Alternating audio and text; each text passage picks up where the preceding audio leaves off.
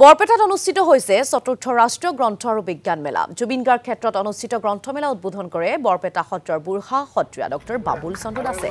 বিজ্ঞান মেলা উদ্বোধন কৰে বিশিষ্ট উদ্ভাৱক উদ্ধৱ ভৰালীয়ে। অনুষ্ঠানত বিশিষ্ট অতিথি হিচাপে উপস্থিত থাকে মন্ত্ৰী ৰঞ্জিত দাস। 10 ডিচেম্বৰ পৰ্যন্ত চলিবলগীয়া এই গ্ৰন্থ আৰু বিজ্ঞান মেলাত অংশগ্ৰহণ কৰিছে বহুকেইটা প্ৰকাশন গোষ্ঠী।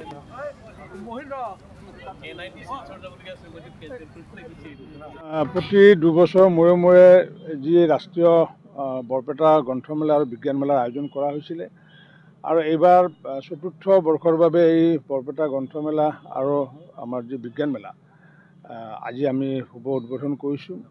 আৰু এই শুভ উদ্বোধন আজি কৰে গ্ৰন্থমেলা শুভ উদ্বোধন কৰে বৰপেটা সত্ৰৰ সন্মানীয় বুঢ়া সত্ৰীয়া ডক্টৰ বাবুল দাস ডাঙৰীয়া আৰু লগতে আমাৰ অসমৰ এগৰাকী প্ৰসিদ্ধ বিজ্ঞানী উদ্ভাৱক পদ্মশ্ৰী উদ্ধৱ ভৰালী ডাঙৰীয়াই তেখেতে বিজ্ঞান মেলা উদ্বোধন কৰে।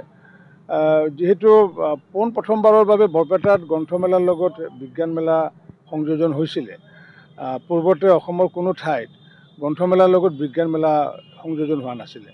আৰু ইয়াৰ কনচেপ্টটো লৈয়ে পাঠশালাৰ যি সাহিত্য সভাৰ যি অধিৱেশন, সেই অধিৱেশনতো বৰপেটাৰ কনচেপ্টটো লৈয়ে তাত বিজ্ঞান মেলাৰ সংযোজন হৈছিলে। পূৰ্বতে প্ৰদৰ্শনী পাতিছিলে শ্বিলঙত যেতিয়া অসম সাহিত্য সভা হৈছিলে, কিন্তু কোনো কালে অসম সাহিত্য সভাত বিজ্ঞান মেলা হোৱা নাছিলে।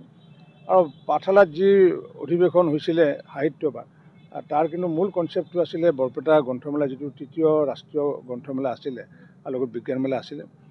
গতিকে মই আহ্বান জনাইছোঁ সভাপতি হিচাপে যে সকলো ছাত্ৰ ছাত্ৰীৰ লগতে সকলো পঢ়ুৱৈ সমাজে যাতে এবাৰ হ'লেও যাতে এই গ্ৰন্থমেলালৈ যাতে আহি, যিহেতু আমি এইবাৰ মাননীয় মুখ্যমন্ত্ৰী ডক্টৰ হিমন্ত বিশ্ব শৰ্মা ডাঙৰীয়াই যিহেতু কিতাপৰ বৰ্ষ বা গ্ৰন্থৰ বৰ্ষ বুলি যিহেতু ঘোষণা কৰিছে, গতিকে সকলোকে যাতে এখনকৈ যাতে গ্ৰন্থ ক্ৰয় কৰে, তাৰ কাৰণে সমূহ বৰপেটাবাসী ৰাইজৰ লগতে সমূহ দাঁতিকাষৰীয়া অঞ্চলৰ ৰাইজকো মই বিনম্ৰতাৰে আহ্বান জনাইছোঁ।